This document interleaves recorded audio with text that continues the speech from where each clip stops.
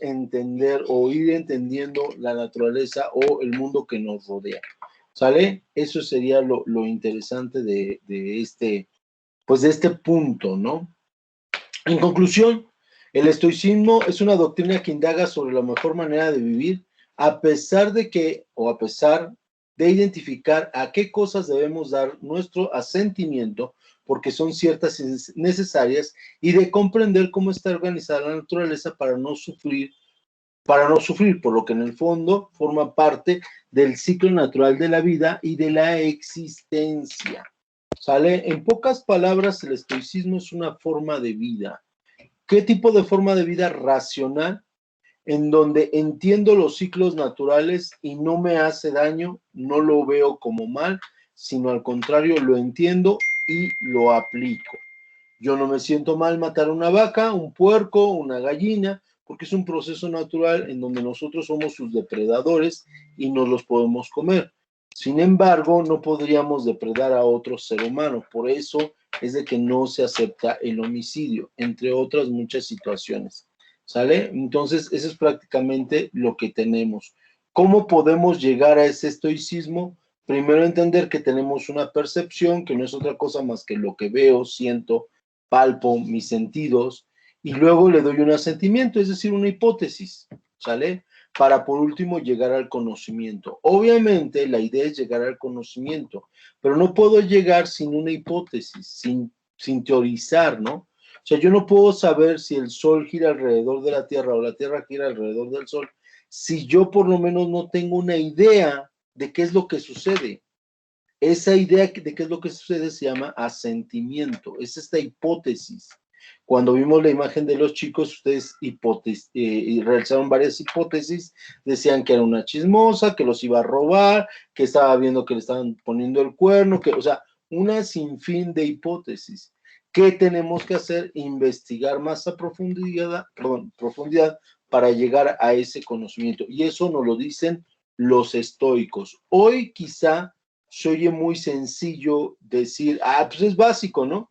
Primero veo un fenómeno, ¿no? Veo que me caliento por el sol, luego teorizo y digo el sol debe de ser fuego, ¿no? Y luego llego a una conclusión. ¿Estamos? O sea, es lógico, sí, pero en la época grecorromana, en la época helenística, no conocían el método científico, chicos. Fue hasta el Renacimiento con René Descartes que se clarificó qué era el método científico, ¿sale? Entonces, eso es lo que quiero darles a entender, que soy sencillo, pero no necesariamente lo es. Ahora, ya vimos a los estoicos, ahora vámonos con los epicureístas, que ustedes ya saben que es razón o placer racional o razón placentero, ¿no? Fue fundada esta escuela por Epicuro de Samos, ¿sale? Epicuro de Samos tenía una gran casa y en un jardín era donde se ponían a filosofar.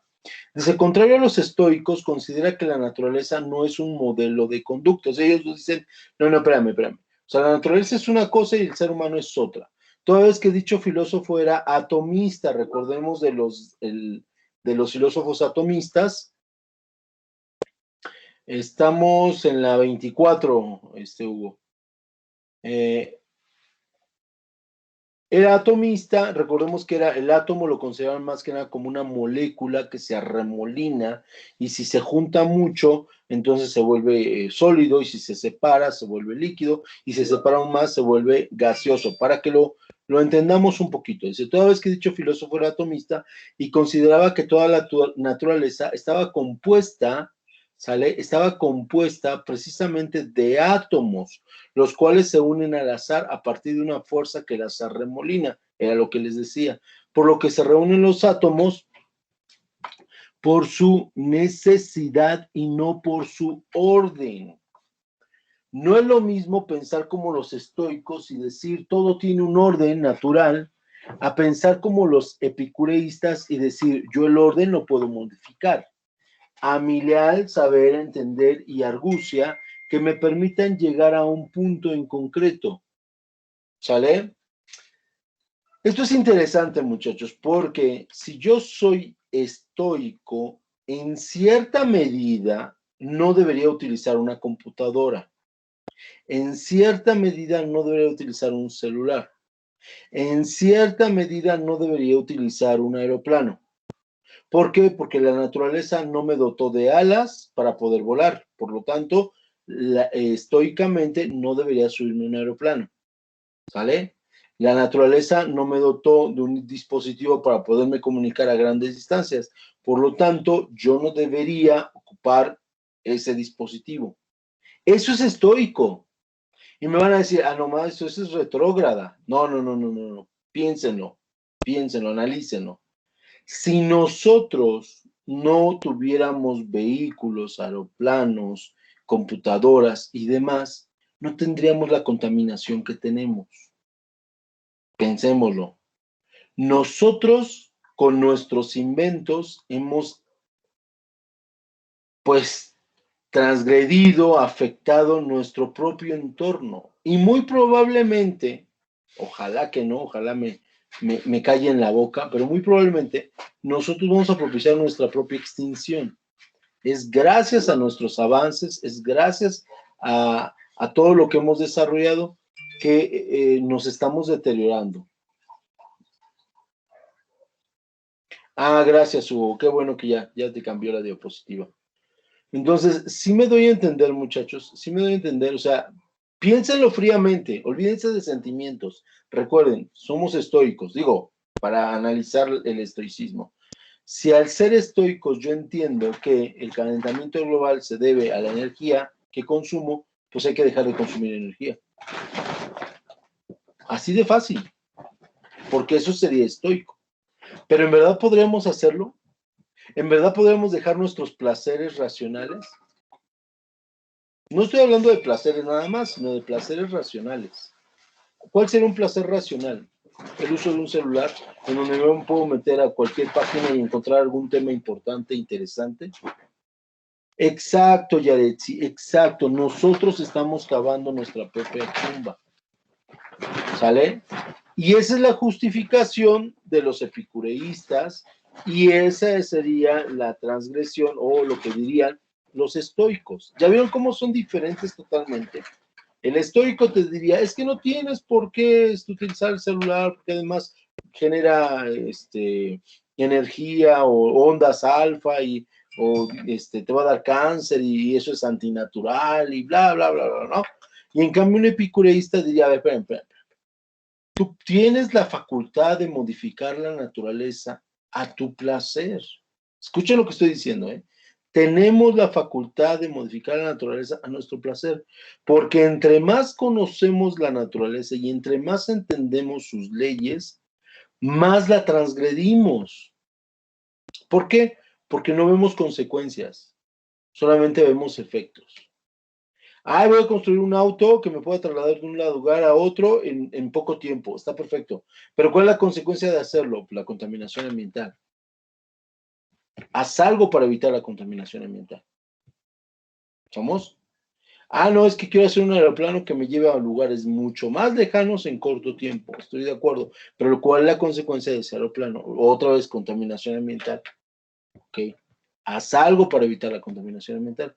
Por lo regular, somos más epicureístas porque buscamos un placer y se acabó. Y es medianamente racional porque decimos, bueno, voy a hacer un avión, pues que no se caiga, ¿verdad? Que no con cualquier cosa se vaya a derrumbar, que tenga protocolos de emergencia, y es muy racional, sí, pero lo más racional sería que ni siquiera nos subiéramos un avión. Y me van a decir, oiga, maestro, ¿por eso qué tiene de racional? Porque no estaremos transgrediendo la naturaleza. Porque la realidad, muchachos, este tema lo doy en otras clases, cuando hablo de libertad, la verdad es de que no somos seres para volar. No fuimos diseñados para volar. Y entonces no deberíamos volar. Así de fácil. Me queda claro que es un poquito complicado, pero bueno. Entonces los epicureístas dirían, las moléculas se van a ir juntando de acuerdo a la necesidad. Dice, si hay necesidad, considera luego entonces que el placer es un bien bueno o es un bien o es bueno y permite al hombre vivir de mejor forma. ¿Sale? ¿Por qué la expresión de Homero haciéndole yujú, no? ¿Por qué la expresión de Homero? Porque obviamente, racionalmente hablando, por poner un ejemplo de Homero de Simpson, ¿no? Racionalmente hablando, pues, no deberíamos de comer tanta porquería, ¿no? Sin embargo, siempre tenemos la excusa de decir, pero pues es mi vida y solamente la voy a vivir una vez, y qué tal si mañana me muero y no disfruté. Por lo tanto, disfrutar se vuelve para nosotros una necesidad, como respirar, como comer, como, no sé, como dormir, ¿estamos? Se vuelve una necesidad y la ponemos en el mismo estándar, ¿sale? Y entonces llegan los epicureístas y dicen, si para ti es una necesidad disfrutar, disfruta. Así de fácil, disfruta. No importa si después tienes problemas de corazón, de diabetes, no importa. Hoy ya disfrutaste. ¿Qué tal si mañana no disfrutas? ¿Sale? Está complicado, sí. Hay un libro que se llama Tus zonas erróneas. Yo se lo recomendaría muchísimo que lo leyeran. Está muy, muy padre. Hay quienes no dicen que no, que es una basura, que no sirve. Yo en lo personal, a mí sí me gustó. Se llama Tus zonas erróneas. No me acuerdo cómo se llama el autor, Jennings. Hay algo de Jennings. No es Gary Jennings porque ese es de las libros azteca. Algo de Jennings, no me acuerdo, es estadounidense. Pero les voy a platicar lo que viene en su prólogo. Esta persona, el que escribió este libro, ayudaba a las personas a evitarse vicios como el alcoholismo, principalmente el alcoholismo. Entonces, él hacía conferencias y buscaba que las personas dejaran el alcoholismo, ¿no? Entonces, en un momento lo invitaron a una conferencia y estuvo pensando, dijo, ¿qué voy a hacer? ¿Cómo voy a hacer entender a la gente que es malo tomar? ¿No? ¿Cómo lo voy a hacer? ¿Cómo lo voy a hacer? Ya sé. Y se le ocurre una idea, ¿no? Una idea interesante. Se le ocurre llevar dos vasos, uno con agua y uno con alcohol, pero también lleva un gusano, ¿sale? Y entonces llega a su conferencia y les dice, para empezar a platicar de lo que les quiero comentar, quiero primero hacer un ejercicio con ustedes. Quiero que observen que tengo aquí dos vasos, uno con agua y uno con alcohol, ¿sale? Observemos qué pasa, qué hace, qué sucede cuando echo el gusano al agua y lo echa al agua, ¿no? El gusano se retuerce y como puede se empieza a adherir a la pared del vaso, por dentro evidentemente, y empieza a salir del vaso hasta que logra salir del vidrio, ¿sale? Luego agarra el gusano y dice, ahora observemos qué es lo que pasa cuando lo metemos en alcohol. Lo echan al alcohol, ¿no? Lo echan al alcohol, perdón, el gusano se retuerce, pero no alcanza a adherirse a la pared del vaso y obviamente muere el gusano, ¿no? Todo quemado, vamos a decirlo de esta forma. Entonces el autor dijo, con esto van a entender lo que les hace el alcohol, ¿no? A su cuerpo. Y entonces pregunta, ¿entendieron lo que sucedió? Y todos, sí, sí, sí. ¿No? Alguien que quiera compartir qué es lo que sucedió y levanta a alguien la mano, ¿no? Y dice, ¿qué pasó? A ver, platícame, ¿qué es lo que percibiste? Ah, pues muy sencillo, que debemos de tomar alcohol para no tener gusanos en el estómago, para no tener parásitos en el estómago. ¿Qué quiero darles a entender, muchachos? ¿Qué quiero darles a entender? Que en el epicureísmo lo que buscamos, ándale, Yaretsi, gracias, muchas gracias. Wendy, exacto, él es, zonas erróneas. Creo que lo tengo en PDF, con todo gusto, a ver si se los puedo subir en un rato más aquí a Teams, al chat, o al grupo que tenemos del salón. ¿Qué es lo que quiero entender? Que la perspectiva de las personas va a cambiar y se va a moldear en base a nuestras necesidades, a lo que nosotros creemos que es correcto. Quizá no tenga razón o quizá tenga muchas razones, pero nuestro fundamento, ¿verdad que no, Carlos? Yo tampoco encontré fallas en su lógica, así que hay que desaparasitarnos con alcohol. No, no es cierto, chico. Entonces, muchachos, si ponemos nuestra perspectiva en un objetivo que es una necesidad de placer, carpe diem, vivir el momento, ¿no? Entonces le vamos a poder encontrar muchísimas razones, muchísimas, demasiadas razones. Y razones quizá válidas, dije quizá, quizá válidas. Porque estamos poniendo nuestro objetivo en un placer. Ese es el epicureísmo. No es el placer hedonista en donde, ¿qué hice? ¿Quién sabe? Pero lo hice. Híjole. No, no, no, no, no. Es un placer con una razón de fondo. Y este ejemplo lo ilustra perfectamente, ¿no? En donde yo me permito tomar, ¿por qué? Porque así me desparasito. Pues los gusanos se van a morir en mi estómago, si es que tengo, ¿no? Y es una razón. No estoy diciendo que sean las razones correctas. Como lo que también dijo Trump, ¿no? De que si con jabón se lava, se muere el coronavirus, pues ¿por qué nos echamos jabón en los pulmones o algo para quitarnos? O sea, es una razón, aunque bueno, ya, es una falsa razón, ¿no? Y se vuelve una falacia, pero al final del día buscamos razonar nuestros sentimientos, nuestras sensaciones. Ese es el epicureísmo, ¿sale? Alguien me escribió, pero no me deja ver. Ese es el epicureísmo, muchachos, ¿sale? Y obviamente Epicuro también, lo vamos a ver creo que en la siguiente lámina, también se justifica diciendo, no, espérame, es que el conocimiento me da placer. O sea, el yo saber me da placer. Y yo me preguntaría, o sea, la idea de Epicuro sería, ok, yo conozco más que tú, eso me da placer. Más bien eso se llama egoísmo, ¿no? O sentirme más que tú porque yo conozco más. También podríamos caer en un narcisismo, ¿no? Podría ser, ¿estamos de acuerdo? Podría ser. Entonces, todos esos detalles son los que no me deja ver. Déjenme agarrar mi celular porque no. Escucho que me llegan los mensajes, pero no me permiten revisarlos. A ver, ahí está.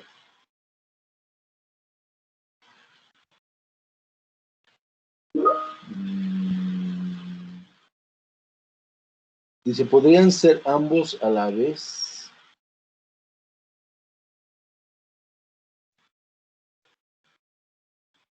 No me deja.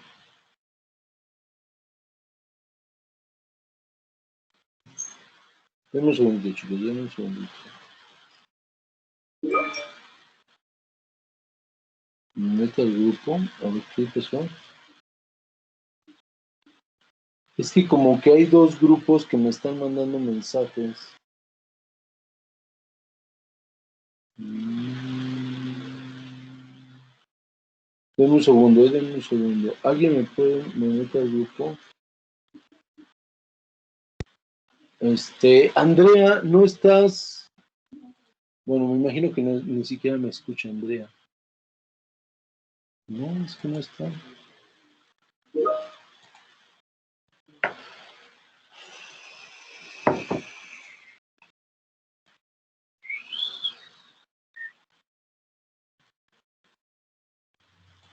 Ah, de WhatsApp, Andrea. ¿A eso te refieres? ¿A un grupo de WhatsApp?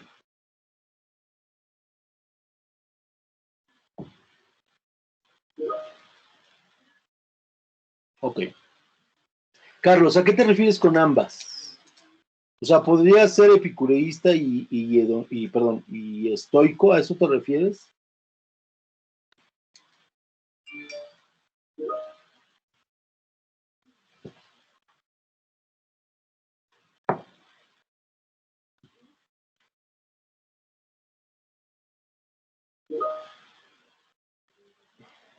Quién sabe qué está pasando con mi equipo, pero no me deja ver ni el chat ni nada. Y oigo que están llegue mensajes, pero no veo absolutamente nada. A ver, déjame ver acá. Dice sí.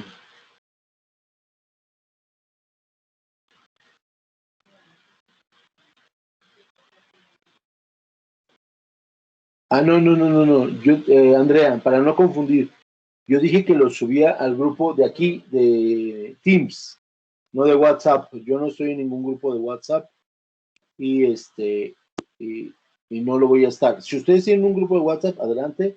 Si las quieren, si se quieren meter o ustedes con todo gusto, pero yo el libro lo subo a Teams, ¿sale? A Teams, no a no WhatsApp, porque yo no estoy en WhatsApp.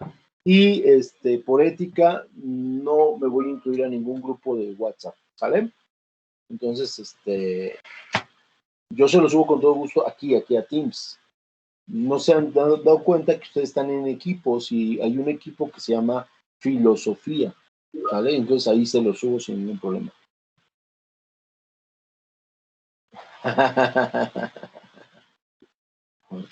Entonces, sí, mira, Carlos, si eres estoico no podrías ser epicureísta y si eres epicureísta no podrías ser estoico. Uno excluye el otro. Ahora, estoy hablando de un asunto en concreto. Podemos ser estoicos en una cosa y epicureístas en otra, sí, claro, ¿no? Por ejemplo, yo en muchas ocasiones me he declarado estoico, pero, por ejemplo, yo sigo ocupando mi celular y soy un epicureísta, ¿no? Y en las noches me gusta ver muchísimo TikTok y estoy viendo los TikTok. Quizá me enfrasco más en aprender porque tengo TikTok de filosofía, de marketing, de física, o sea, de abogados, o sea, busco más como conocimiento, pero es padrísimo porque es un conocimiento fugaz, o sea, es un conocimiento de un minuto que puedes aprender muchas cosas a la vez sin profundizar, pero te pueden ir guiando. Entonces, para mí eso es oro molido. O sea, yo siento que en ese sentido TikTok es oro molido, ¿no? Entonces, pero ese es epicureísmo, ese es placer, porque alguien me diría, un estoico me diría, a ver, ese conocimiento está en un libro, agarra un libro y léelo. Pero es que ¿cuánto tiempo me voy a tardar en leer un libro? ¿No? Siendo que en un minuto me lo pueden resumir. Obvio, no con una profundidad, pero por lo menos me están diciendo de qué se trata, por lo menos me están dándole hincapié. Y ya si yo quiero investigar, ahora sí agarro mi libro y lo investigo. ¿Sí me doy a entender? O sea, soy epicureísta, ¿no? O trato de nunca llegar a ser hedonista, pero sí soy epicureísta en algunas cosas, pero en otras sí soy muy estoico, o trato de ser más estoico, ¿sale? O sea, ese es el punto, ese es el meollo. Por el momento sigue siendo epicureísta, claro. Porque, por ejemplo, que yo soy un admirador de Batman, por ejemplo, ¿no? ¿Por qué? Porque en ocasiones les llaman estoico. Porque si bien su idea es luchar por la justicia, no es buscar venganza, o por lo menos, es lo que tratan de demostrar, que son dos cosas diferentes. Y ahí es donde nos volvemos estoicos y dejamos de ser epicureístas. Aunque no lo dudo, ¿no? Que es el grupo de filos. Gracias, Jacqueline, para que se metan sus compañeros, por favor. No lo dudo ni tantito, ¿no?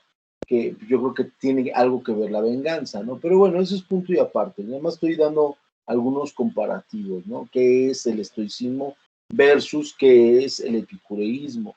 Y sí, la mayoría yo creo que somos más epicureístas que estoicistas, ¿no? Quién sabe qué pasó con mi diapositiva, ya no quiere avanzar.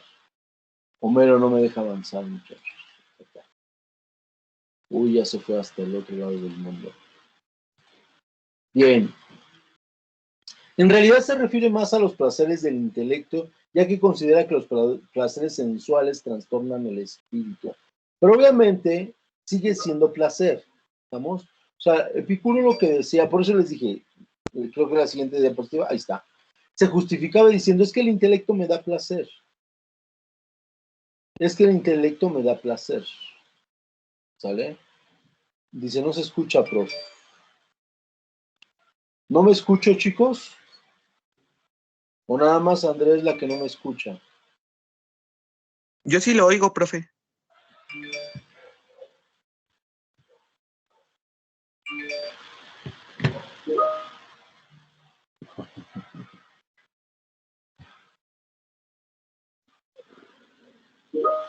Ok, gracias, Megan. Gracias, Jared. Sí, gracias, Karen. Gracias, Jocelyn.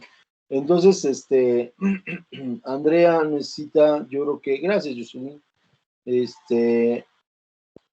Andrea necesita salirte y volver a entrar para que me escuches. Ahí está. Vale, listo.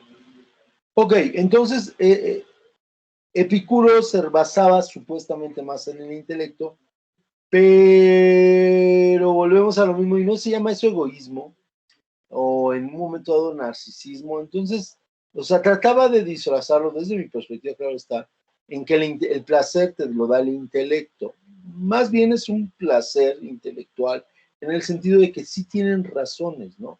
Por ejemplo, yo tengo necesidad de comer, claro, tengo necesidad de comer, pero de comer un plato de verdura a comerme una hamburguesa, yo prefiero una hamburguesa.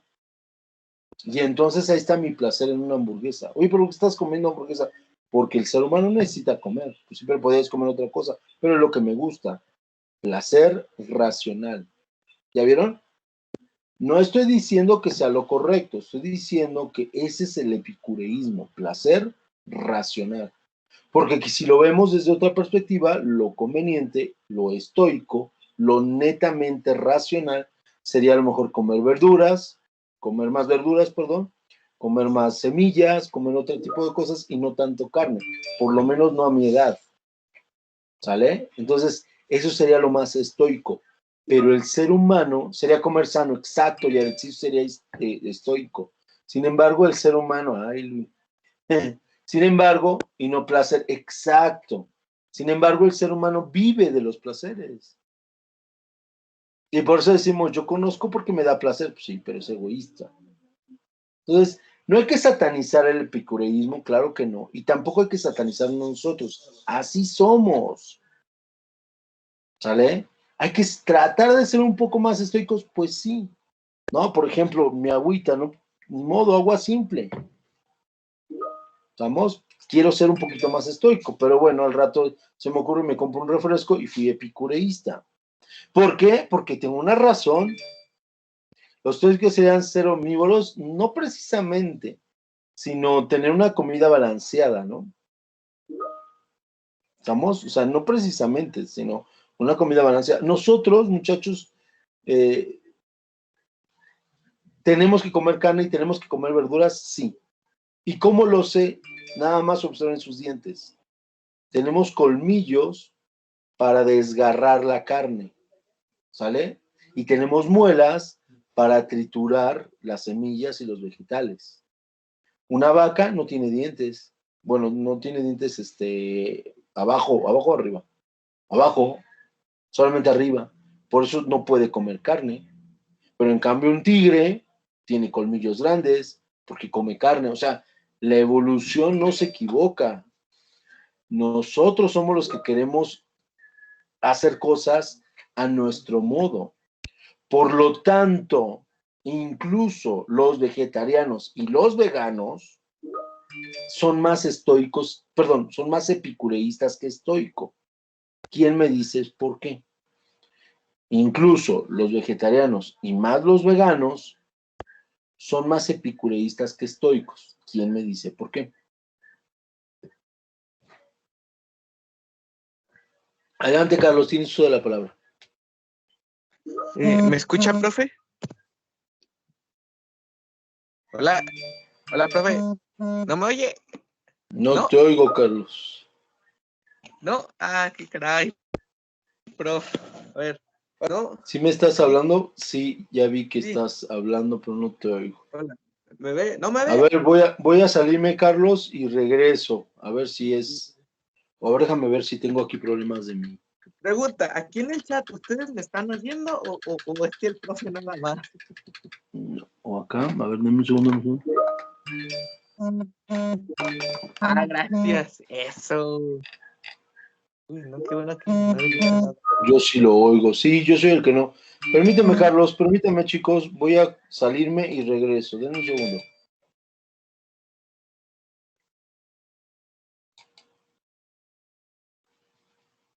Ahora ni siquiera me dejan salir.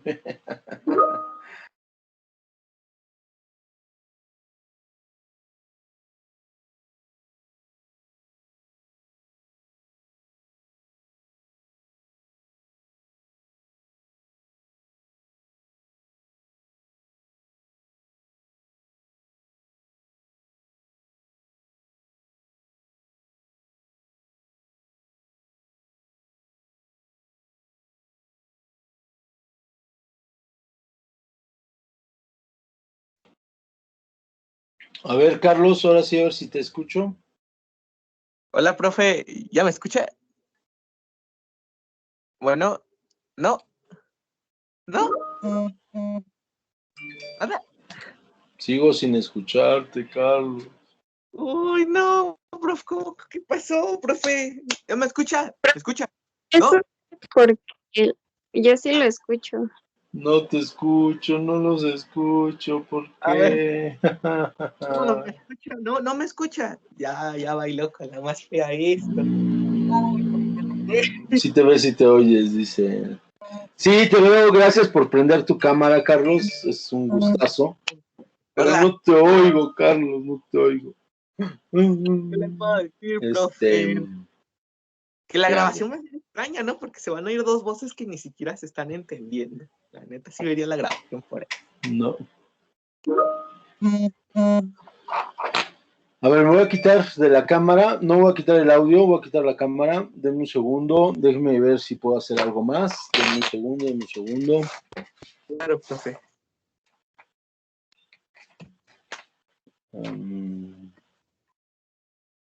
Dame un segundo, Carlos, dame un segundo.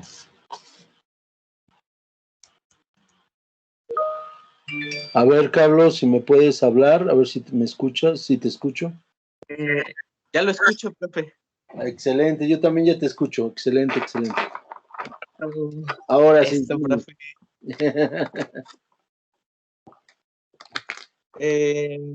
La pregunta era ¿por qué los veganos o los vegetarianos son más epicureístas, ¿verdad? Estoicos, exacto.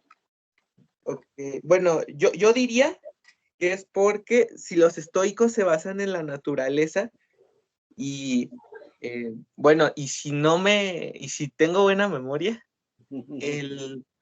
los seres humanos estamos hechos para ser omnívoros, entonces para comer de todo, tanto carne, semillas, hojas o verduras, y si no, o sea, sí tienes que balancear la dieta, pero el hecho es que estamos construidos para comer todo, de todo, entonces tenemos que comer un poco de todo. Exacto, exacto. Nuestro cuerpo está hecho para eso.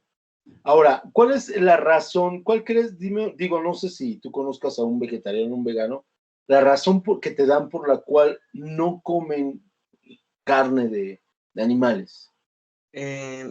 No, es que no les he preguntado según yo, pero Ah, a donde yo me acuerdo alguna vez que platicaba con personas que hablábamos de ese tema, era una por el sufrimiento del animal, o bueno, la principal era que el animal sufre, pero pues sí es como, pues, como que sí, como que no, porque, o sea, ejemplo, ¿cómo le hace no sé, un lobo para matar a una vaca? Pues a fuerza la tiene que matar y va a sufrir la vaca. O sea, no es que llegue el lobo y le dé un tajo en la cabeza o le dé un balazo y que la vaca ni lo sienta. Sí siente y sufre la vaca y muere la vaca, pero creo que a lo que se refieren es que el maltrato del humano hacia el animal es mucho peor que si un animal mata a otro animal, como quien dice a sangre fría, nada más. Pero pues, es eso, o bueno, yo sé que ese es el motivo. claro, entonces estamos hablando de un placer, porque al final del día es que yo no quiero ver sufrir a los animalitos. Este pobrecito, es que ya viste al porquito cómo lo matan y que no sé qué. O sea, sí me queda claro, o sea, sí me queda claro que en ocasiones somos un poquito aberrantes en el sentido de cómo cazamos, cómo matamos a nuestro alimento. O sea, eso sí, esa parte sí la entiendo. O sea, esa parte sí la entiendo. Pero es un proceso natural. Es un proceso natural. O sea, Cuando la gacela está tomando agua, está la expectativa porque sabe que una leona puede llegar a comérsela. Y está la expectativa y de repente escucha un tronar de hojas y se echa a correr asustada. Y la leona a lo mejor ya está preparada o a lo mejor hay otra leona y la pesca y la gacela se está defendiendo y tiene miedo y no vamos a decir que entonces nunca sufrió. Claro que sufrió porque es un proceso natural. Entonces, hablando de los estoicos, es un proceso natural que tenemos que matar al puerco, perdón por la expresión, y que va a estar chillando al puerco cuando lo estemos matando. Es normal. Ok, Sí. sí, no hay que ser tan sádicos. Estoy de acuerdo, pero es un proceso natural. O sea, siendo estoicos, no pasa nada, ¿no? Pero es que no deberían de sufrir. Bueno, pues es que ¿quién no sufre en este mundo? Pues somos sensibles, por eso sufrimos. Si fuéramos insensibles, no sufriríamos, ¿estamos de acuerdo? Pero es gracias a ese sufrimiento que conocemos la felicidad, que estamos extasiados, que si no tuviéramos el éxtasis de esa situación, simplemente no sufriríamos tampoco. Pero entonces seríamos un mundo gris, ¿no? Un mundo vacío, un mundo sin nada, ¿estamos de acuerdo? No, y además para controlar la cadena, profe, porque póngale, si no, bueno, esto es basado en la naturaleza, ¿eh? Claro, claro. Porque si no comemos animales, vaya, si un animal no depreda a otro animal, esa especie empezará a proliferar y a convertirse en una plaga, y si es herbívora se empieza a comer más y más las plantas. O sea, es una cadena complicada, pero el hecho, como dice, de matar sádicamente o de torturar, de decir, le voy a poner esta máquina a la vaca y que le va a sacar leche cada hora y le va a estar la semana y dices, no, o sea, no es el juego, así no, mal. Exacto. Sí, claro, o sea, volvemos a lo mismo. Yo no estoy justificando ciertas actividades, ni mucho menos. Yo en lo personal vi cómo mataban, por eso hablo del puerco, porque yo vi cómo lo mataron al puerco, y la verdad sí es algo escalofriante, es algo fuerte, yo se los comparto.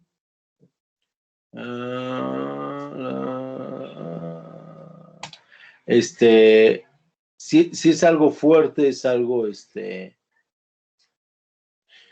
me dice Teams, perdón, que dice el uso compartido de PowerPoint o de aplicaciones no es visible para las personas que se unieron después de la reunión que estuviera llena.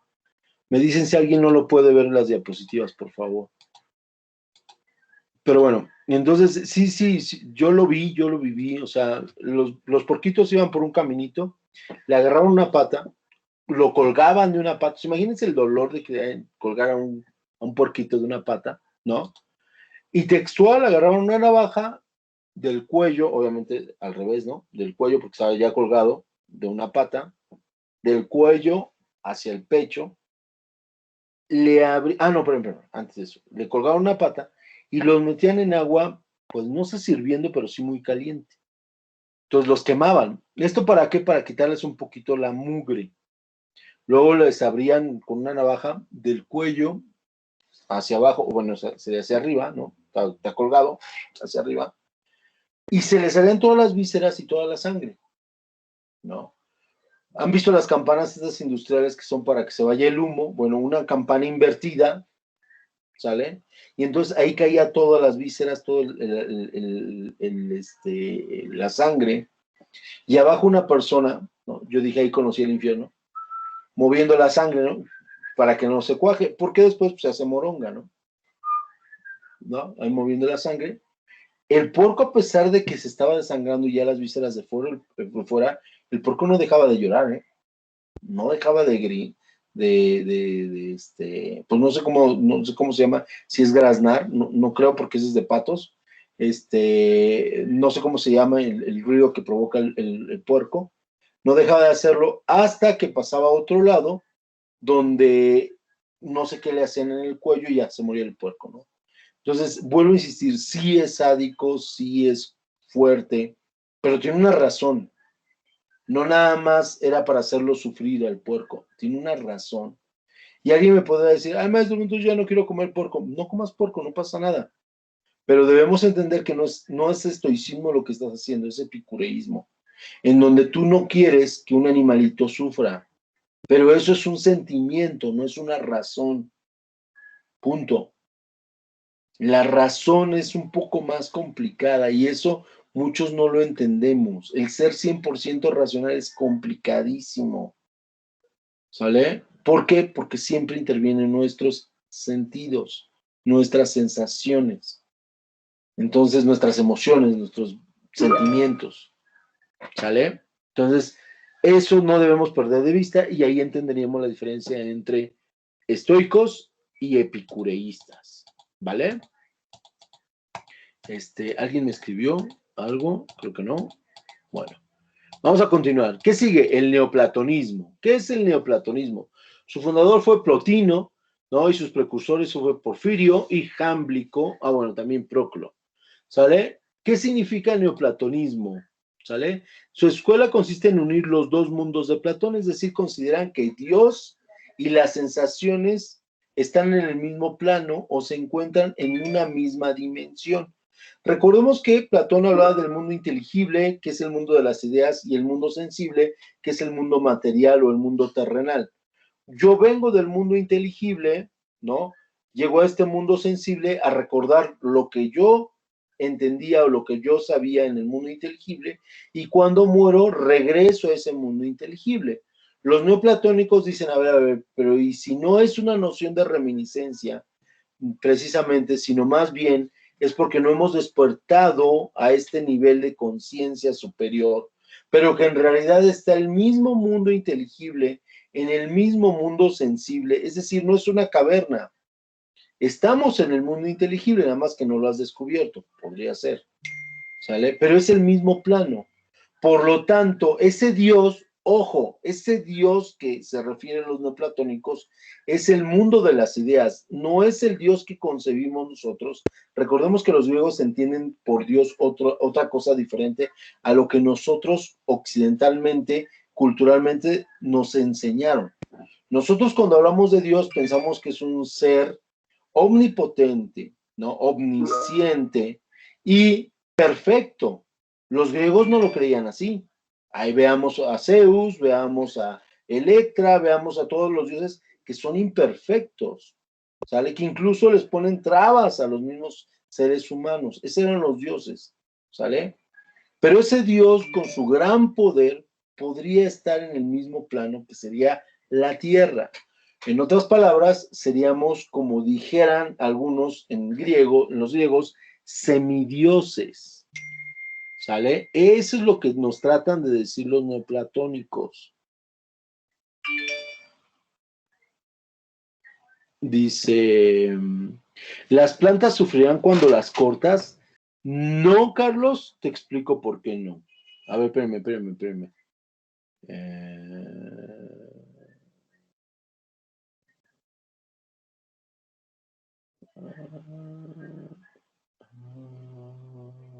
Dice, profe, yo estaba viendo un video, es que no había leído, perdóneme. Yo estaba viendo un video el otro día de razones para ser vegano y dice que también hay razones ecológicas para incentivar el cultivo. Claro, por supuesto, por ejemplo, las vacas están creando muchísimo metano y eso provoca más contaminación o provoca más este calentamiento global que incluso los vehículos, ¿no? Y también que las granjas con grandes cantidades de animales, y se supone que ahí pueden mutar virus de los animales y pasarse a los humanos, como pasó con el COVID. Claro, la influenza de hace 10 años también fue lo mismo, fue una gripe aviar, ¿no? O sea, de las aves, que el ser humano nunca se pudo haber contagiado. Sin embargo, ahora utilizamos tantos químicos, tenemos tantos animales engranjados que están mutando los virus y ahora sí se están adaptando al cuerpo del ser humano. Y efectivamente, eso es lo que nos está provocando más enfermedades. Estoy de acuerdísimo contigo. Pero a lo que yo me refiero es al pensamiento. O sea, si es que pobrecitos animales es un pensamiento epicureísta, porque estás poniendo en relieve una pasión, un sentimiento. ¿Sale? Si lo razonamos y profundizamos, a lo mejor es más conveniente comer verduras. A mi edad, a pesar de que tenga las características para comer carne, ya te empieza a caer mal la carne, ya te empieza a caer mal los lácteos. Pero seguimos comiendo carne, seguimos comiendo lácteos. Y es normal que yo ya no debería de comer tantos lácteos y tantas carnes. Es normal, pero no lo hacemos por nuestro hedonismo. ¿Las plantas sufrirán cuando las cortes de Carlos? No. Hay incluso también escrito sobre eso. ¿Por qué las plantas no sufren cuando las cortas? Porque no tienen terminales nerviosas. ¿Sale? El sufrimiento conlleva o proviene de las terminales nerviosas o sistemas nerviosos que tenemos los seres humanos, que tienen los animales como los puercos, las vacas, los perros, los gatos. Es gracias gracias o consecuencia de estas terminales nerviosas que tenemos sufrimiento. Por lo tanto, una planta no sufriría. Ojo, no estoy diciendo que no muera, no estoy diciendo que no se deteriore, no estoy diciendo que no se lesione, claro, pero no tendría sentimientos, o perdón, sensaciones, ¿sale? Por eso no, las plantas no.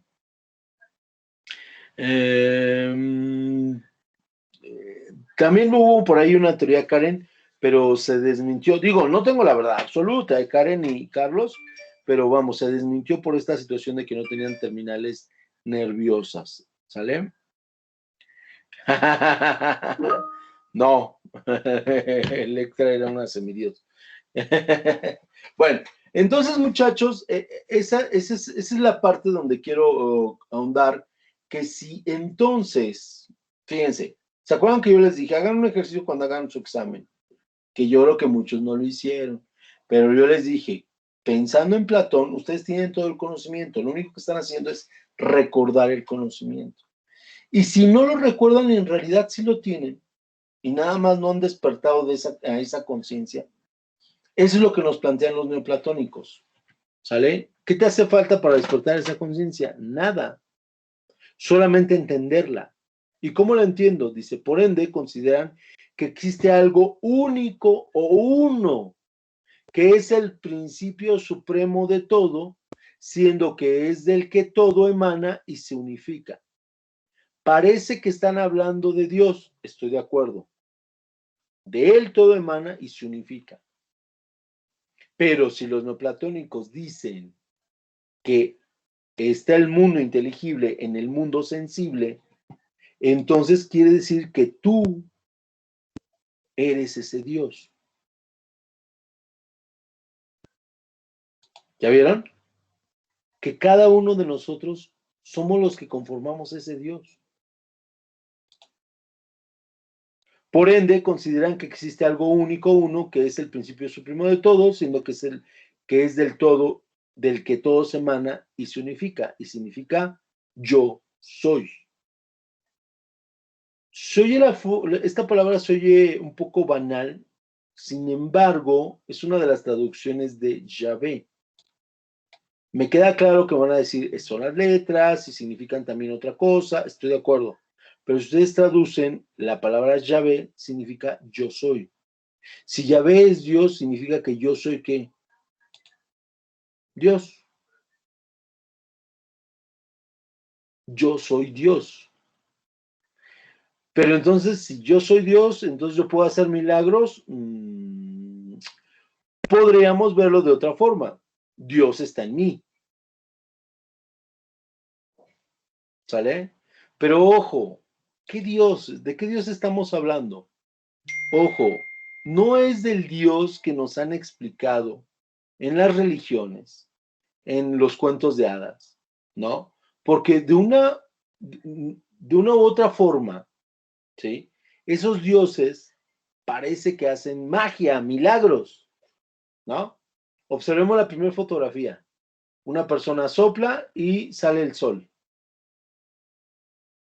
Es como si yo te dijera, ¿qué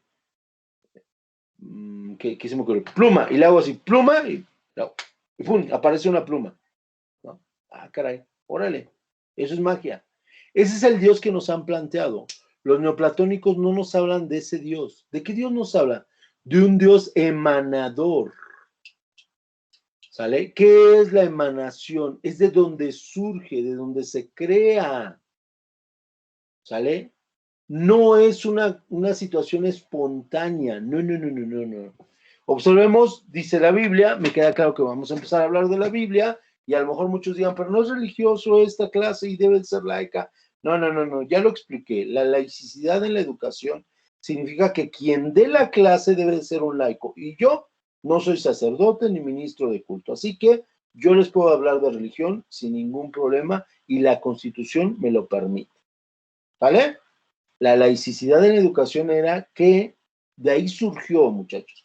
Antes las escuelas solamente daban clases los sacerdotes, ¿sale? Por eso la primera universidad de México fue la Real Academia Pontificia de México.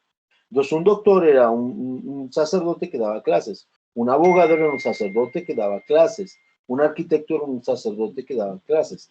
Pero obviamente había conocimiento que los resguardaban, porque como era religioso, pues no les iba a decir cómo funcionaba exactamente la naturaleza. Y entonces llega la reforma, Benito Juárez, bla, bla, bla, bla, bla, bla, y separa la iglesia del Estado. Y entonces proclama la laicidad en la educación, es decir, que quien nos den clases no fueran sacerdotes, sino personas comunes y corrientes. Eso no significa, y quiero hacer esta aclaración porque los temas que vamos a seguir viendo van a tener relevancia en este punto, eso no significa que no les pueda hablar de religión. Claro que les puedo hablar de religión.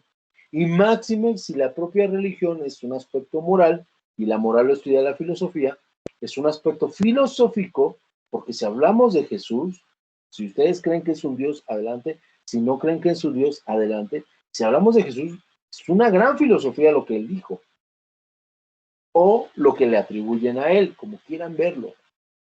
Entonces hay que verlo desde ese punto objetivo, ¿sale? Y entonces cuando hablamos de los neoplatónicos y decimos yo soy Dios, no se refiere a este Dios de fantasía, que si nada más le hace así, ¿no? En este momento crea otro sol, si le hace así, crea la tierra, o como en la Biblia, ¿no? En 7 días creó absolutamente todo. No hablamos de ese Dios, hablamos de un Dios de emanaciones. ¿Y qué es la emanación? Que tenemos una fuerza creadora y podemos hacer que se den las cosas. Y si alguien dice, no, eso es una patraña, ¿no? Eso no es cierto. ¿Cómo vamos a ser dioses? A ver, muchachos, nada más piénsenlo desde esta perspectiva. ¿Quién les está dando la clase? Van a decir, pues un profesor, pero ¿con qué medio? ¿Con qué método? ¿Con qué herramienta? Con una computadora. Eso es de Dios. Es una emanación, muchachos. ¿Cómo se le ocurrió a una persona en algo tan plano poner una imagen en donde en vivo estén tomando la imagen y le estén transmitiendo a kilómetros de distancia? Yo tengo un familiar en Italia, muchachos. A mí, cada vez que me llama, en verdad, se me pone la carne chinita. ¿Cómo a tan lejos, tan grande distancia, podemos llamarnos, escucharnos? Hay un retraso de segundos, pero de segundos, muchachos. Y si utilizamos el FaceTime del celular, nos podemos ver. Es impresionante lo que el ser humano ha logrado. De nosotros ha emanado una computadora, del ser humano ha emanado una pantalla, del ser humano ha emanado una cámara web, el del ser humano ha emanado todo lo que tenemos, muchachos. Es extraordinario. Eso es lo que nos decían los neoplatónicos. Dice, ¿lo puedo volver a explicar?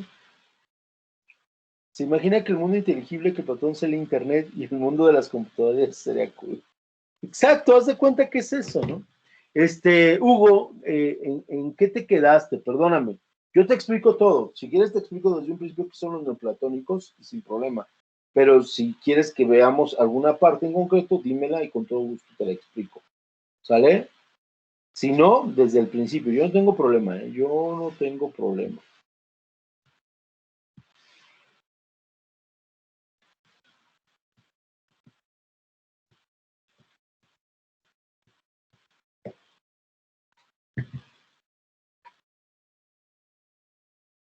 Vamos a leer lo que me escribiste.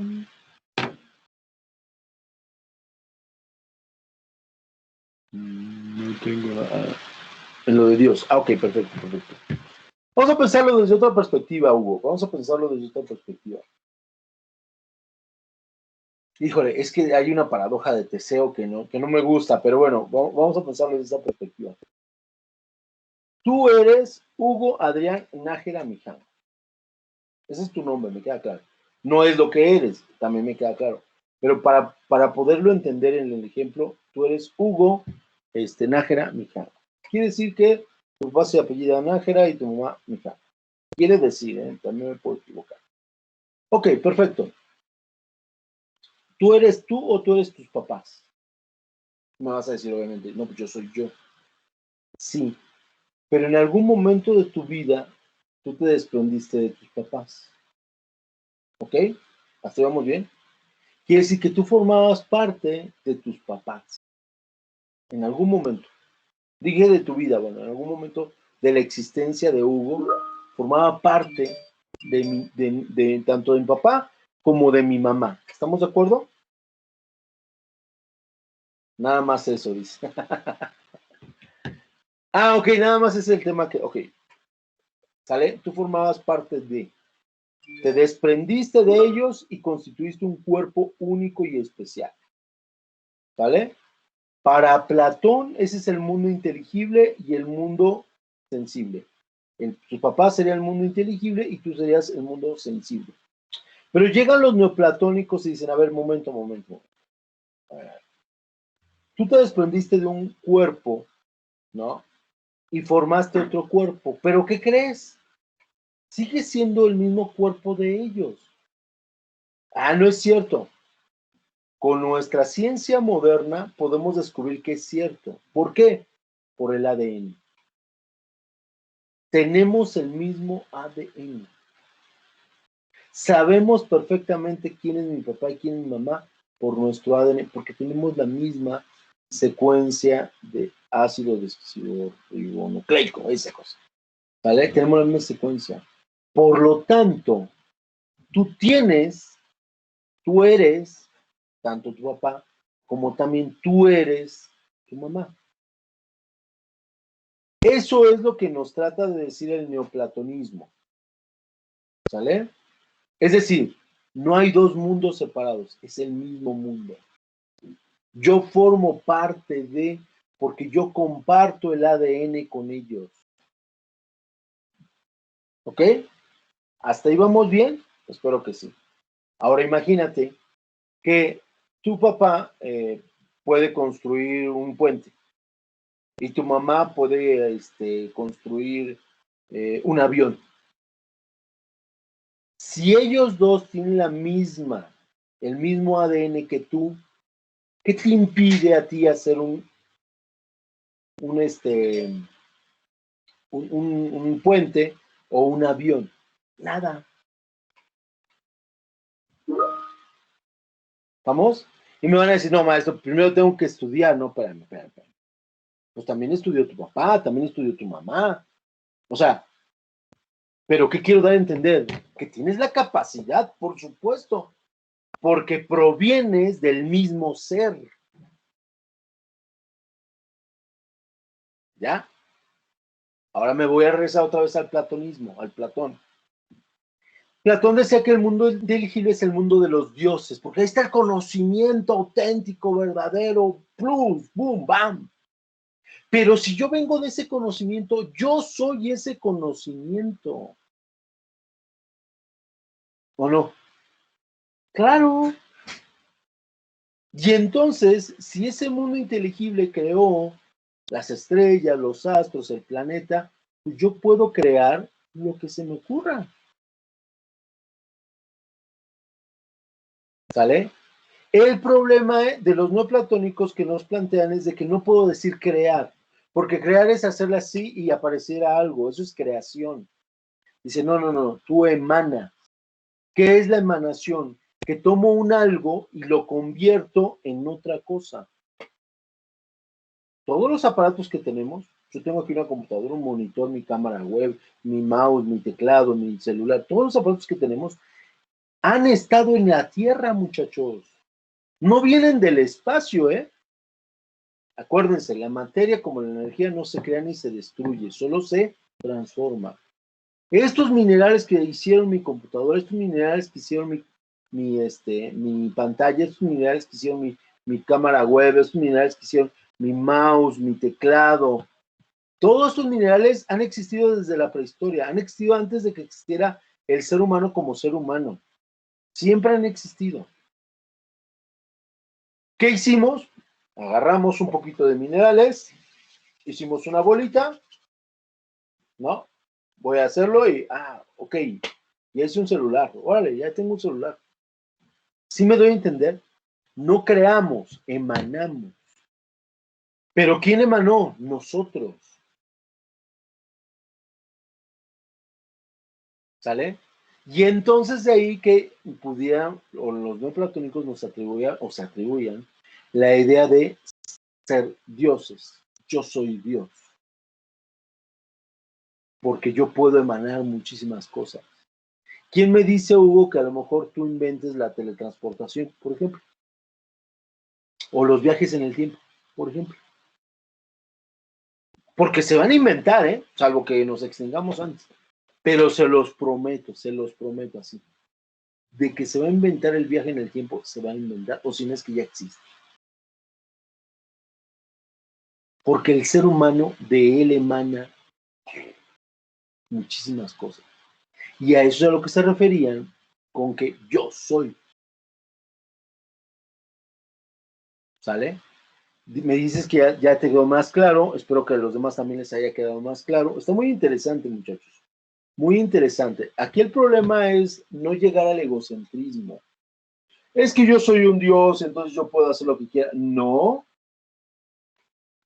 No, tú puedes hacer lo que quieras siempre y cuando cumplas con las reglas, porque no creas, emanas.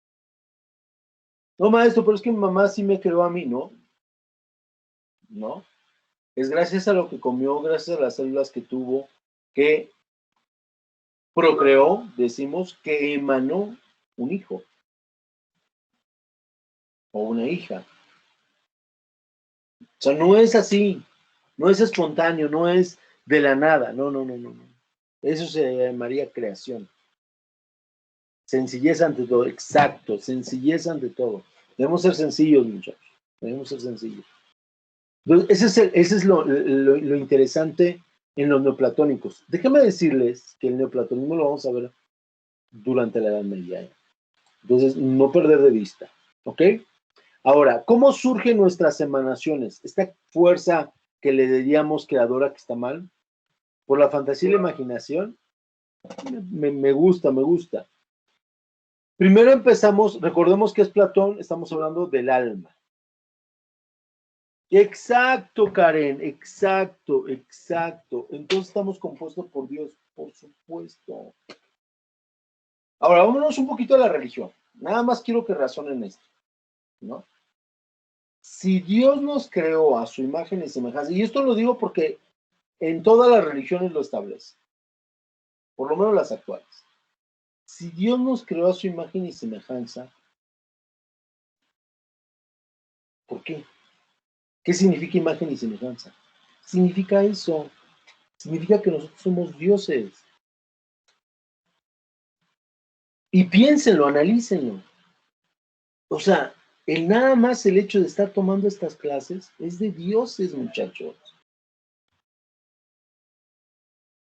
O sea, si esto me lo hubieran planteado hace 5 años, hace 10 años, bueno, hace 30 años, vámonos un poquito más lejos, yo no lo hubiera creído ni por tantito, muchachos.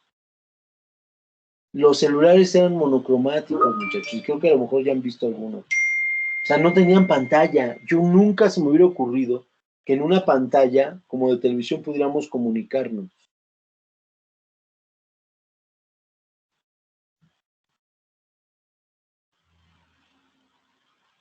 ¿Qué trato de hacernos caso iguales? ¿Qué trató?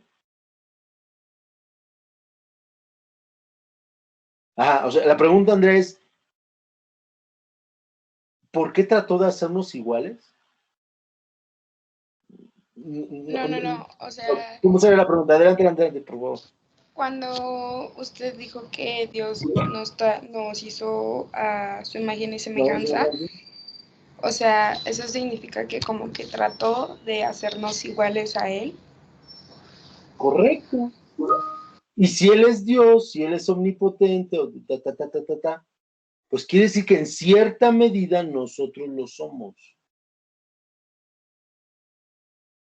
O lo somos, no lo sé, o sea, piénsenlo, analícenlo. Y es que además, si ustedes analizan otro, lo vamos a ver un poquito más adelante, pero quiero, ya que estás tocando el tema, Andrea, quiero profundizar un poquito más, ¿no? Quiero profundizar un poquito más. Si analizan la filosofía de Jesús, ¿sale? Él en muchas ocasiones dijo que era Dios, pero cuando le preguntaron, dije, no soy yo el que lo digo, lo dices tú. Y eso nos da una gran dimensión a entender qué es lo que nos hace falta para llegar a desarrollarnos a ese nivel de Dios, vamos a decirlo de esta forma. Y lo único que nos hace falta es algo que se llama fe. Y lo explico, para que no se vayan a ir con confusiones. Si los hermanos, ay, se me fue el nombre, no hubieran tenido fe suficiente de creer que iban a volar, no hubieran hecho el aeroplano. No estoy hablando de una fe creacionista, de que si ahorita me paro en el aire me voy a ir volando, no, o que voy a levitar, y no. Me refiero a una creencia ciega de algo, en el sentido de tener fe de que lo vas a lograr. El problema, piénsenlo, el problema de cuando nos ha ido mal en exámenes, pues decimos, no, me va a ir mal, y luego se sorprende y dice, ay, me fue bien. Porque no creemos en nosotros mismos. ¿Qué te impide llegar a ser lo que quieras ser? ¿Qué te lo impide? Nada. Solamente nosotros mismos nos lo impedimos. Por falta de hábitos, por falta de costumbres, por falta de creer en nosotros mismos. No estoy hablando de milagros, no estoy hablando de... No. Estoy hablando de una fe ciega para hacer las cosas. Y si nadie me cree que tenemos fe, estamos mal, muchachos. Una persona, y creo que esto ya lo habíamos platicado en otra ocasión, si alguien te dice, yo no tengo fe, es muy fácil decirle que sí tienes fe. Nada más pregúntale, ¿qué vas a hacer el fin de semana? ¿O qué vas a hacer mañana? ¿O qué vas a hacer al rato? Y te va a decir lo que va a hacer. Y la pregunta indicada es, ¿y quién te dice que vas a llegar a ese momento? Porque morirnos en cualquier momento nos podemos morir, ¿eh? ¿Por qué haces planes para salir en vacaciones? ¿Por qué haces planes de que vas a terminar la preparatoria y quieres estudiar una licenciatura? ¿Quién te dice que vas a vivir? Nadie. Pero ¿sabes por qué haces planes? Porque tienes fe. Esa es la fe, y es una fe ciega, porque estoy seguro que nunca te has puesto a sentar a ver la estadística de cuántos alumnos no se gradúan de la preparatoria. Porque si la vieran, en verdad se pondrían a temblar. ¿Y cuántos no terminan su licenciatura? Porque si la vieran, en verdad se pondrían a temblar. Pero es gracias a la fe que hacemos lo que hacemos. A eso es a la filosofía que me quiero llevar, esa es la filosofía que quiero llevarlos. Ustedes son capaces de lo que quieran, sin fantasear en un mundo irreal. Simplemente hay que tener fe en nosotros. Y un punto interesante también, importante, y que quiero compartirles, dice, eso me pasó ayer, dice, la otra vez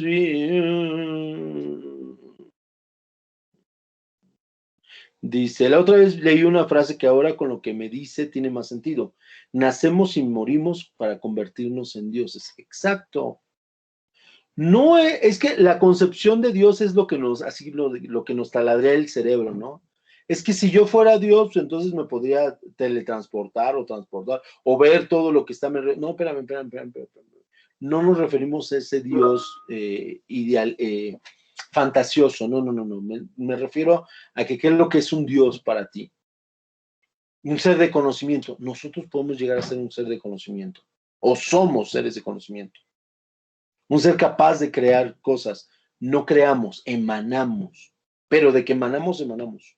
Ustedes han emanado resúmenes muy buenos. De ustedes han emanado críticas muy buenas. Y de ustedes va a emanar un cómic padrísimo. Eso es de dioses. Y si no me lo creen, díganle a una hormiga que lo haga. A ver si lo hace. ¿Verdad que no? Eso es de dioses.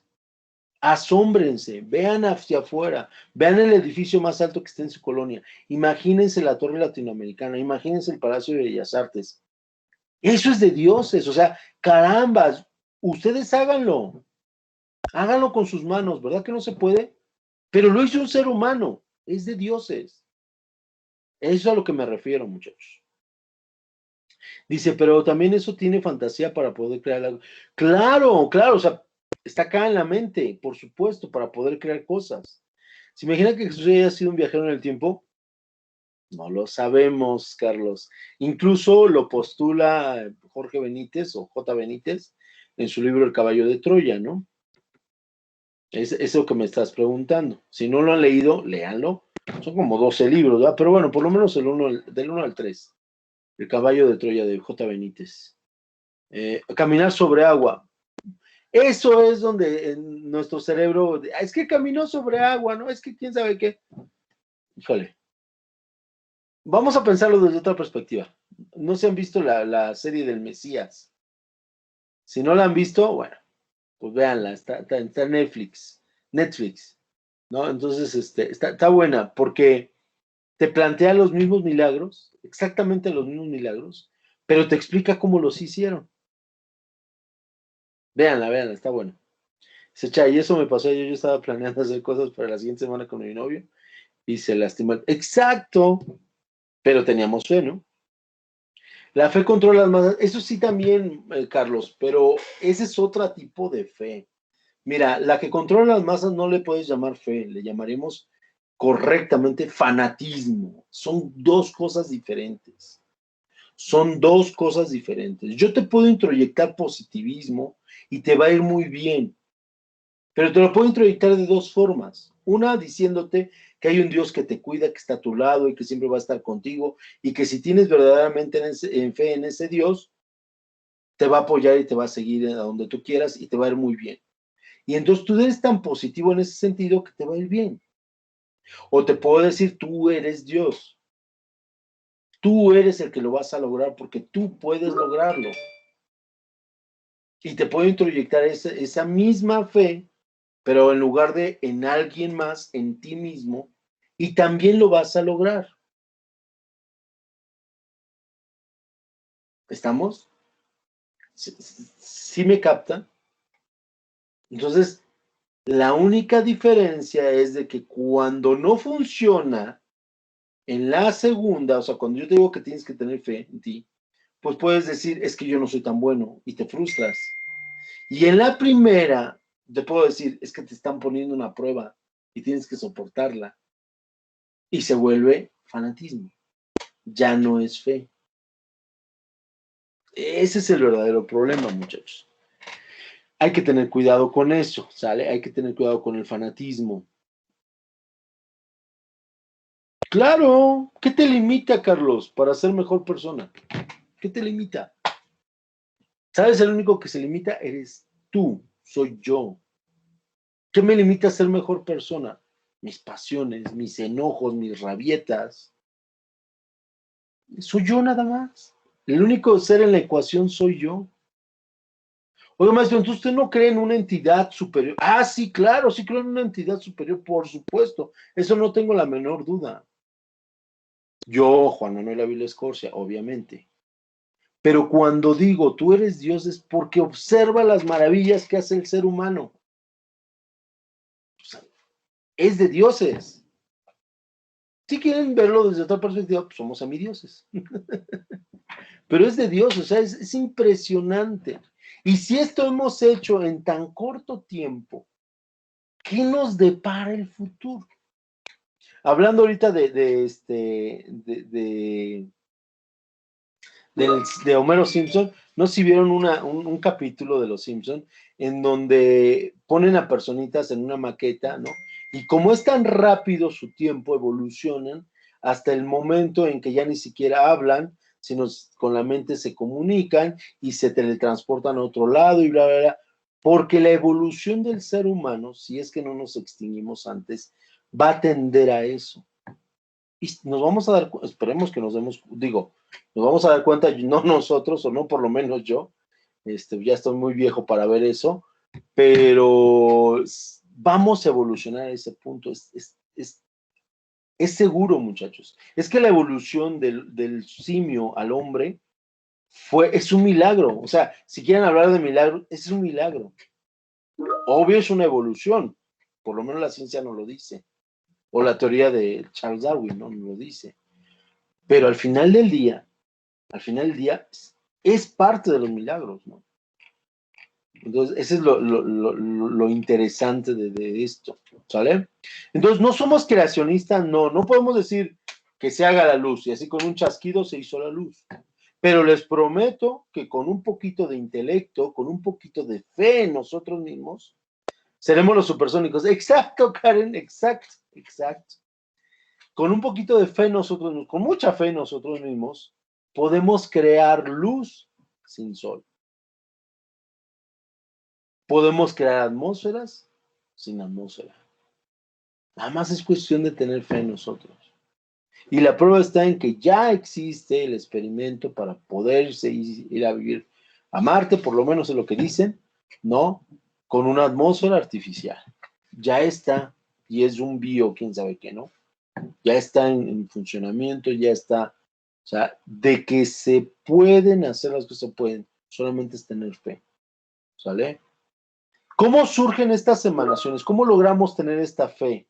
Ah, bueno, la primera emanación es con el nous, que significa pensamiento e inteligencia. Antes de yo emanar algo o crear, como normalmente le decimos, todo lo que creemos imposible actualmente puede ser lo normal en el futuro. Correcto, Kevin. Correcto, Kevin. Si ustedes ven series de los 70s, había uno que se llamaba Dr. Gallet, todavía existe, ¿no? Y en verdad, agarraba el zapato, le sacaba una antena y se ponía a hablar con el zapato. Era lo que se imaginaba, lo que creía. Ya hay celulares. Claro, todo lo que hoy creemos imposible, va a llegar un momento, si es que nos extinguimos antes, que se puede lograr. Pero todo empieza con un pensamiento. Es exactamente lo que Kevin nos está diciendo, lo que es el nous, el pensamiento. La segunda emanación es el alma. No basta tener el pensamiento de decir, me gustaría construir una máquina del tiempo porque quiero conocer a Jesús. Quiero regresar en el tiempo a ver a Jesús, por ejemplo.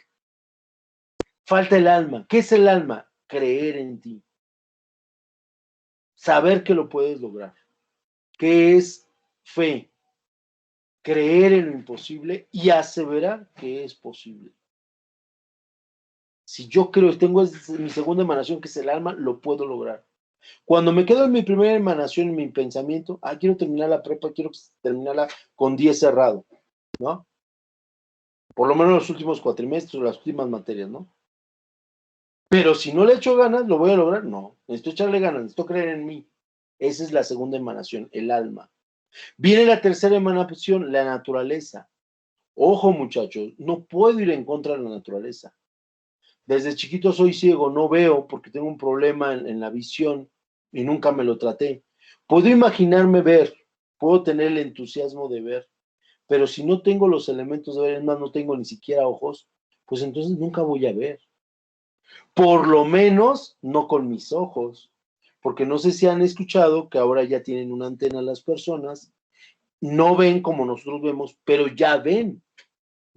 No sé si sepan eso, pero ya ven, las personas ciegas ya pueden ver y les preguntas, pero ¿cómo le hiciste? Porque les ponen varios obstáculos. ¿Cómo le hiciste para ver el obstáculo? Y no te puedo describir porque no es algo que vea con mis ojos, porque no tengo ojos, no tengo visión, pero sentía, percibía que un objeto estaba enfrente de mí y me desviaba.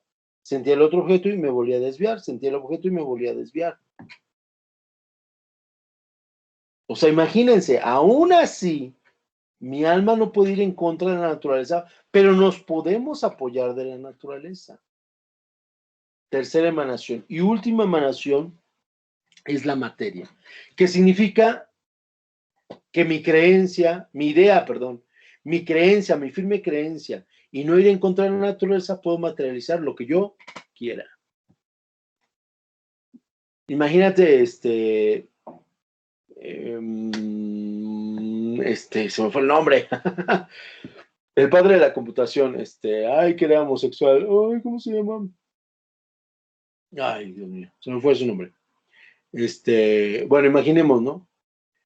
Si él, ya habíamos platicado incluso de él, ay, ¿cómo se llama? Quiero decir Tesla, pero no es Tesla. Ah, pues aquí lo tengo. A ver si lo encuentro rápido.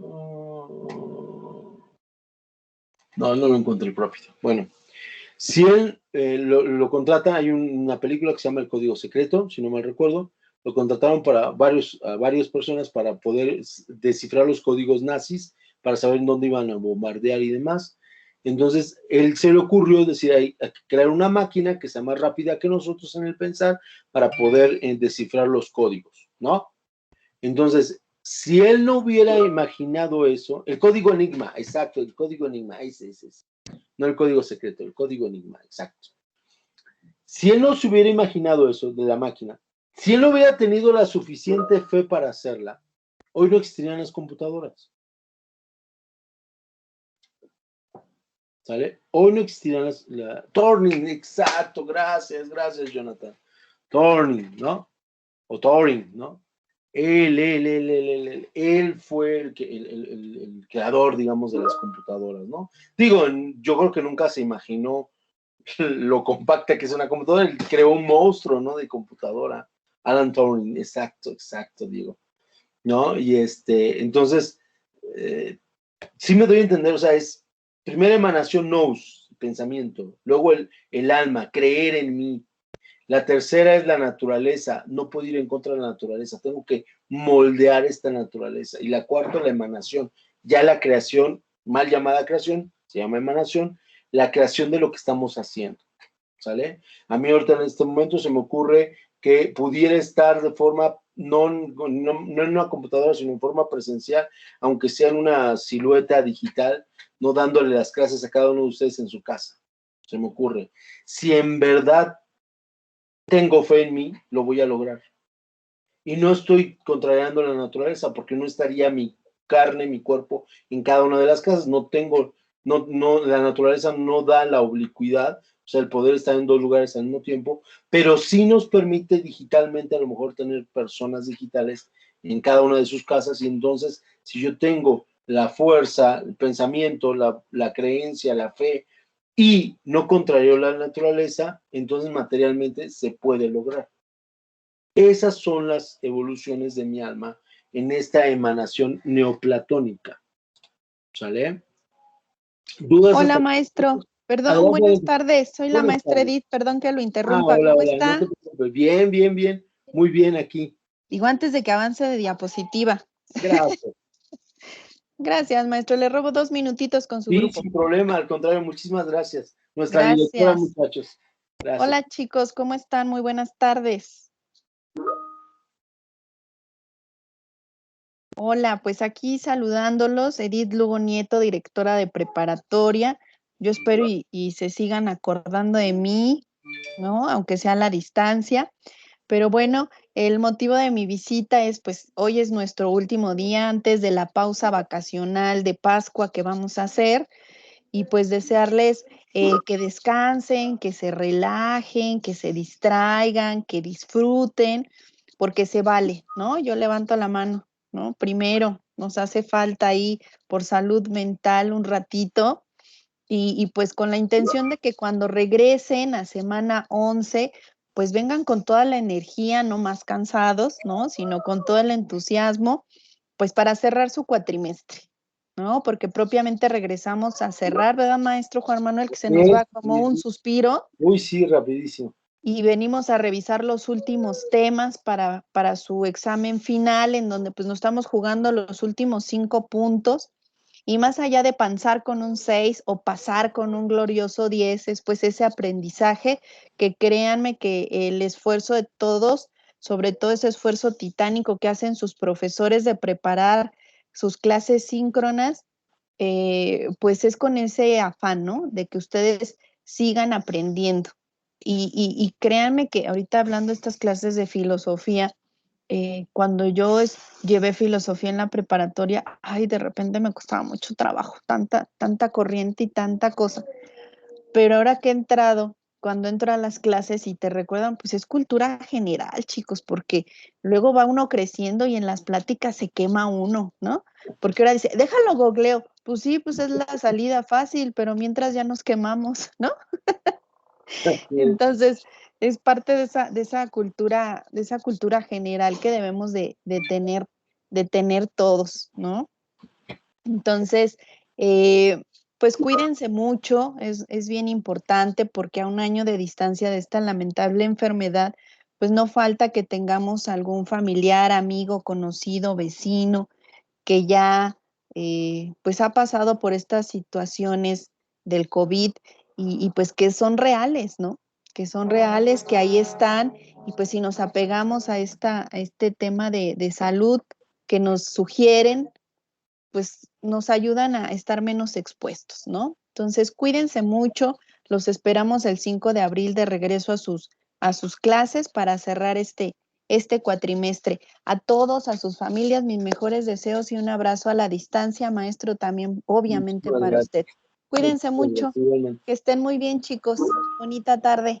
Bonita Hasta tarde. luego. Muchas Excelente gracias, descanso. Melanie. Gracias a todos. Hasta luego. Hasta luego, maestra. Muchísimas gracias. Gracias. Ay, qué bonitosito. Gracias, Megan. Hasta luego. Bye. Bien, bien, pues qué gusto que nos haya dado unas palabras nuestra directora de la preparatoria. Y sí, excelente, ¿no? Que hay que disfrutar nuestras grabaciones, estoy leyendo, perdónenme. Nuestras vacaciones, ¿no? Hay que descansar, merecidas vacaciones, muchachos, después del estresante examen, lo de los exámenes que tuvieron.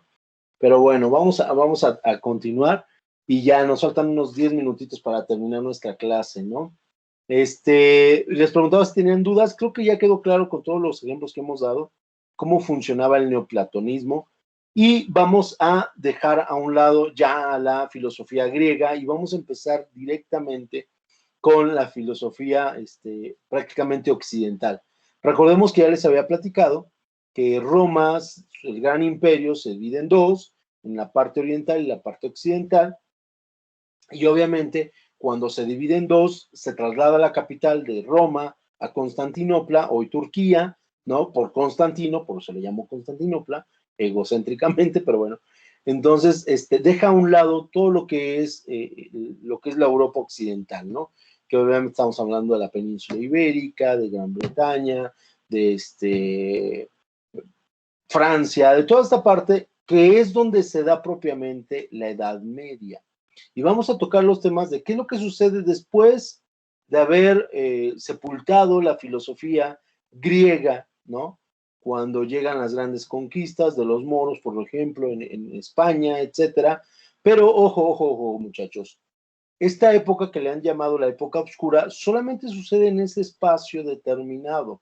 Recordemos, y eso ya lo habíamos platicado, en toda la parte oriental todavía seguimos con la filosofía de Aristóteles, Platón, Sócrates, etcétera, pero en la Edad Media no, porque fue sepultada, ¿no? Fue sepultado ese conocimiento, y entonces surge el único conocimiento que pudiera haber surgido, que volvemos al mismo punto, que era lo que yo te decía, Carlos, es el fanatismo, ¿no? Lo que nos perjudica, no la fe es algo excelente, es algo precioso, diría yo. La fe en verdad, como lo dicen las religiones, sí mueve montañas.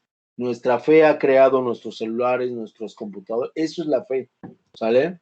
Ha creado, es una mala palabra, dijimos emanado, ¿ah? Ha emanado de la fe estos elementos, estos inventos y demás, ¿no?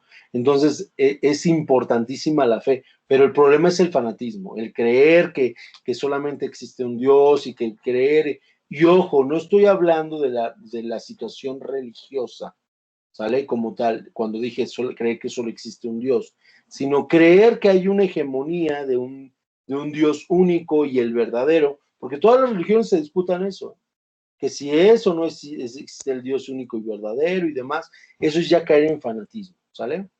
Entonces, vamos a hablar directamente, ¿no?, con lo que es la Edad Media. ¿Qué surge en la Edad Media? ¿Qué sucede en la Edad Media realmente? Lo que sucede en la Edad Media es de que se empieza a fanatizar la idea del cristianismo. Jesús como tal, viéndolo desde la parte histórica, ¿no?, que hay varias situaciones que nos hacen creíble la existencia de Jesús como hombre, por lo menos, era un gran filósofo. Revolucionó la mente del pueblo. ¿Pero por qué la revolucionó? Seamos honestos. Seamos honestos. Vamos a pensar en ese tiempo. Todas las religiones, muchachos, todas las religiones fueron hechas para los ricos. Veamos los faraones, ¿sale? El faraón era un dios, fíjense, para que vean que no es la única filosofía que habla de esto. El faraón era un dios y sus sacerdotes estaban a su comando, no al pueblo. Los sacerdotes no ayudaban al pueblo, ayudaban al faraón. Oiga, pero si tenían que hacer rituales para que hubiera más siembra y más cosecha. Sí, pero no era por el pueblo, era por el faraón para que tuviera que comer y darle de comer al pueblo, porque evidentemente, pues el pueblo le daba de comer al faraón. ¿Sí me doy a entender? Vayámonos a nuestra cultura prehispánica. Huitzilopochtli, Quetzalcóatl y todo, eran dioses de los ricos. Los reyes, perdón, el güey Tlatoani o el Tlatoani, ¿no?, era el que tenía el contacto directo con los sacerdotes. Y los sacerdotes hacían sacrificios para el rey, no para el pueblo. ¿Sí me doy a entender? ¿Qué otras religiones había? Bueno, pues, piensen en las griegas, que no era como tal religión. Pero bueno, piensen en las griegas. Sí, me queda claro que el pueblo le pedía a Poseidón que una buena pesca, o le pedía que no lo fuera, que una tormenta no lo fuera a dejar muerto en el mar, ¿no? O sea, que no se los fuera a tener algún problema en el mar y que se murieran en alta mar. O sea, sí me queda claro. Pero al final del día, Poseidón era Poseidón, y si él se le ocurría decir, ay, se murió un ser humano, pues se murió el ser humano, ¿no? O sea, no le preocupaba. ¿Sale? Entonces, las religiones, quiero que piensen en esto, las religiones eran hechas para los ricos, para los reyes, para la nobleza. La religión nunca fue para la pobreza, nunca. Ahora, si lo vemos estadísticamente en números, es evidente que había mucho más pobres que ricos. Pues es evidente, es lo normal, es una pirámide, siempre ha sido así. Entre más dinero tienes, menos personas tienen más dinero. En cambio, entre menos dinero tienes, muchísimas personas tienen menos dinero. Eso es normal, es lo común, ¿sale? Entonces llega Jesús y les propaga una fe para los pobres, no para los ricos. El sacerdote, digámoslo de esta forma, que hubiera sido Jesús, no estaba en el templo para los ricos, estaba en la calle para los pobres. Esa fue la gran diferencia filosófica religiosa de Jesús. Por fin llegó una religión para pobres, no para ricos. Porque el rico era rico porque tenía la bendición de los dioses, y el pobre no tenía la bendición de los dioses, por eso estaba pobre. Y llega Jesús con esa otra religión o con esta otra nueva filosofía, ¿sale? Con esta nueva filosofía que es de los pobres, que obviamente no se le ocurrió a él, ¿no? Vean a Moisés, ¿no? Vean a Abraham, vean, o sea, era para los pobres la religión. Esta religión siempre fue para los pobres, pero él fue el precursor, porque llega y dice palabras como, por ejemplo, ¿no? Bendecidos los pobres porque de ellos será el reino de los cielos, ¿no? Entonces yo, si soy rico, me voy a ir al infierno. ¿Estamos? Dice otro pasaje bíblico: es más fácil que entre por el ojo de una aguja un camello que un rico al reino de los cielos. ¿Qué quiere decir? que solamente siendo pobre vas a estar bien con tu Dios. Llegó la religión de los pobres. Piénsenlo. Que hay una explicación, que no es el ojo de una aguja, de la aguja de coser, que era el ojo, así se le llamaba a las puertas que estaban en los reinos, y, lo que quieras, como tú quieras mencionarlo, pero al final del día dice que es más fácil que entre un camello por un ojo de una aguja o por la puerta de tu casa que un rico al reino de los cielos. De ahí se basa la religión, por lo menos cuando hablamos de Jesús. Y obviamente, si los ricos eran 20 personas que tenían su Dios y los pobres eran millones de personas que tenían su Dios, ¿qué Dios prosperó? Pues el Dios de los pobres. Así de sencillo, muchachos. Ojo, estamos hablando de filosofía, pero también estamos hablando de objetividad, muchachos. A mí no me interesa irme por las ramas y decirles, no, es que el Dios es el más bueno. No. Y surgen la patrística. ¿Qué es la patrística? Proviene de patrístico, de padre, ¿no? Y entonces significa los padres, ¿no? Los padres de la iglesia, ¿sale? E inicia la filosofía de los padres de la iglesia. ¿Qué significa un padre? Un padre es una persona que te provee de lo necesario para subsistir. Cuando eras pobre y no tenías tu Dios, no existían dioses para ti. Al contrario, se enojaban los dioses contigo, por eso te decían más pobre. Pues entonces yo me sentía desolado. Pero llega un papá, un protector y me dice, no te preocupes, ¿qué crees? Hay un Dios para ti. Y te va a llevar a los cielos y te va a hacer súper feliz. No aquí, en esta tierra no. Hay un paraíso más allá, que ese paraíso es eterno. Aquí nada más vas a vivir 40, 50, 70, 60, 80 años, nada más. Pero allá va a ser para toda la eternidad. ¿Qué prefieres? ¿Vivir feliz toda la eternidad o vivir feliz en la tierra? No, pues en la eternidad. Entonces, olvídate de las riquezas terrenales. Yo te voy a proveer de felicidad sin dinero. ¿Cómo? Dándote una fe y una esperanza. Y surgen los padres de la iglesia. ¿Está medio raro? ¿Está medio loco? Dice Carlos. Pues sí, muchachos. Pero así es como surge esta religión basada en una filosofía. Porque recordemos que la religión, el catolicismo en concreto, el cristianismo surge casi 500 años, bueno, 300 años después de que falleciera o de que haya resucitado, como quieran verlo, como quieran creerlo, y máxime por estas fechas, Jesús. O sea, no surgió inmediatamente, no. Después de que muere Jesús o resucita Jesús, como quieran verlo, fueron perseguidos los cristianos. Todos los cristianos se extinguieron, bueno, entre comillas, se extinguieron. Incluso vamos a hablar de los agnósticos. ¿Qué son los agnósticos? Los que conocían, perdón, los gnósticos, los que conocían. ¿Qué conocían? Lo que Jesús profesó, o dijo, o filosofó. ¿Sale? Pero bueno, hasta aquí vamos a dejarle, ya estamos a 4 minutos de terminar. Nos vemos dentro de este lunes en 15, ¿vale? Cuídense mucho, muchachos, cuídense mucho. Cualquier cosa, con todo gusto estoy en la plataforma, me pueden mandar mensaje y platicamos un poquito más de estos temas, ¿sale? Cuídense.